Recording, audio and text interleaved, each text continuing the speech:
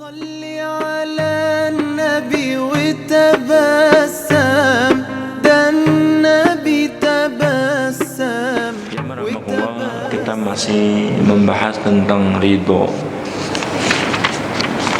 Satu pembahasan yang tentu saja patut untuk kita lakukan, mengingat ridho itu makom yang paling tinggi dari tingkat kesabaran seseorang. Dan di surga itu ridho Allah Subhanahu wa taala adalah puncak kenikmatan. Dan itu sudah kita sampaikan keterangan dalilnya, baik dari Al-Quran maupun dari hadis-hadis Rasulullah SAW. Kemudian kita akan sampai ketika kita mencoba lebih jauh, sebenarnya apakah ridho itu bisa digambarkan? Apakah ridho itu bisa dijelaskan? Karena yang selama ini ada di benak sebagian besar kita adalah bahwa kalau ridho itu adalah puncaknya kesabaran dari seseorang yang mencapai derajat sabar, dan sabar itu bisa digambarkan.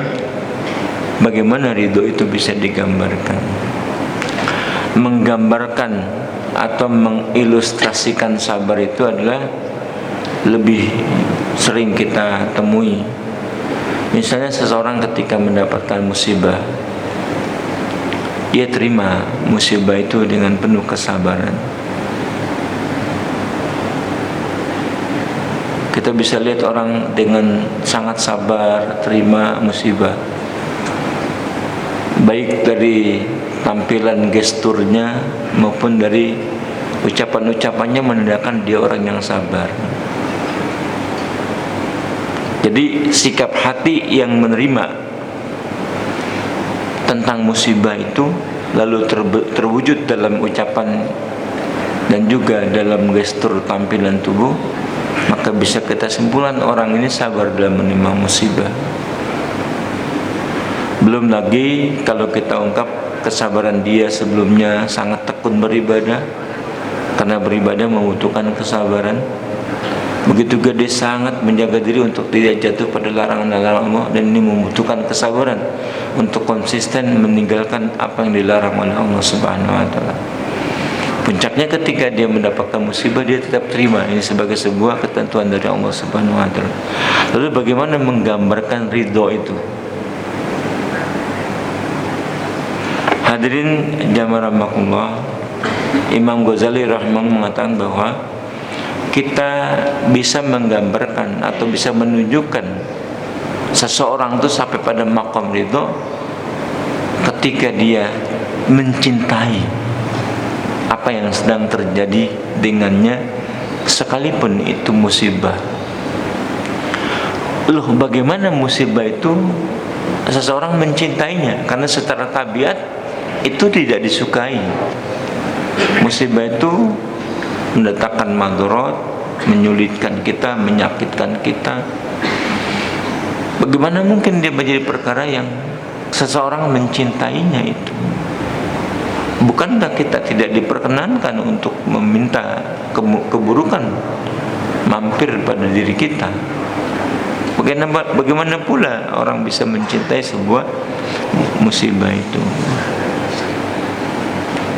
Maka beliau lagi-lagi mengatakan bahwa ketika cinta kepada Allah Subhanahu wa taala itu telah menjadi bagian hidup seseorang, maka kepada orang ini ridho bisa digambarkan. Lalu beliau mengatakan ada dua sisi tinjauan untuk menjelaskan bahwa seorang itu ridho atau tidak. Ada dua sisi gambar. Yang pertama, menghilangkan rasa sakit hingga orang yang disakiti tidak merasakan apa yang terjadi padanya, atau terkena luka tapi ia tidak merasakan sakit dari luka itu. Ini bagaimana pula bisa diterangkan? Jamaah rahimakumullah, maka syariat itu ada menerangkan ini. Contohnya adalah pada satu kondisi tertentu kita sebagai hamba Allah Subhanahu wa taala disuruh membela agama pada kondisi tertentu ya.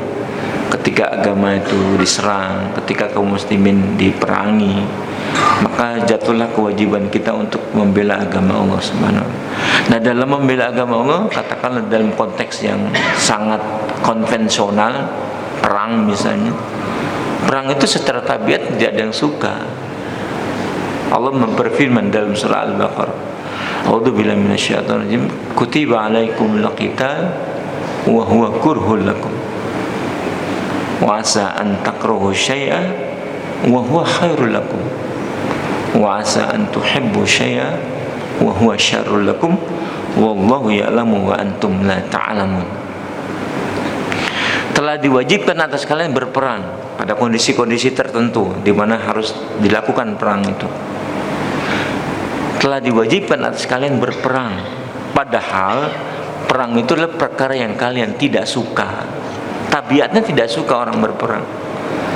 Berperang udah perjalanan jauh ya. Kalau zaman sekarang mungkin menghadapi musuh, mungkin di tengah hutan, itu lebih enak tidur dengan keluarga, dengan istri, makan enak di tempat tinggal, nggak ada orang menginginkan perang. Itu benar, itu tabiatnya begitu. Allah juga mengatakan itu membenarkan, kan tabiatnya kalian nggak ada yang suka dengan perang, apalagi ada ancaman terluka, bahkan ancaman terbunuh. Siapa yang mau terluka dan siapa yang mau terbunuh? Nggak ada. Bahkan dalam hadis tertentu, dalam perkara yang tertentu, kita dilarang oleh Allah lewat sabda Rasulullah untuk menginginkan terjadinya peperangan, bertemu dengan musuh. La tatamannu liqa'al adu. Tidak boleh kamu berharap-harap untuk bertemu dengan musuh, nggak boleh. Jadi memang tabiatnya perang itu nggak enak, nggak ada yang suka oleh manusia. Tapi dalam kondisi tertentu orang mau melakukannya. Kenapa? Nah, kata Imam Ghazali, contohnya adalah berjihad atau berperang. Berjihad dalam arti bersenjata ya. Ketika dalam keadaan marah atau takut, lalu dia terluka, tertembak, atau kalau zaman Nabi dulu kena panah atau kena sambaran pedang musuh, tapi dia bisa tidak merasakan sakit itu. Luka itu tidak dirasakan oleh orang yang berjuang itu. Mengapa? Karena hatinya tengah sibuk menghadapi perang. Orang ketika perang, katakan kena sabetan pedang, sementara dia sedang konsen menghadapi musuh satu persatu, itu sakit sabetan pedang pasti nggak dirasakan, karena dia sedang berkonsentrasi menghadapi musuh. Bayangkan kalau kemudian dia urusi sakitnya, aduh sakit, pasti dia tertebas lebih dahulu oleh musuh. Nah, ini ada dalam jiwa kita, ada dalam perasaan kita, bahwa ketika kita lebih fokus kepada sesuatu, maka yang lain itu menjadi hilang. Ini tabiat manusia.